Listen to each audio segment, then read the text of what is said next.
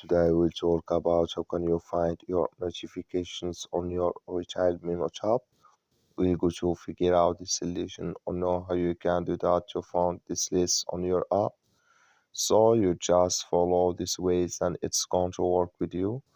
All you have to do inverse, you just go down here, you click here on account down here, just click on it.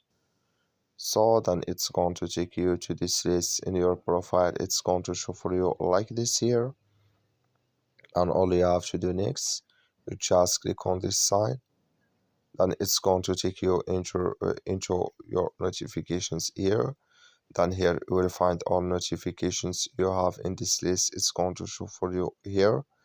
Like you see here, I have no notifications yet, but if you have it, it's going to show for you in this list. That's all you have to do. That's all. I wish you a great. Thank you for watching. Don't forget to support us by liking and subscribe.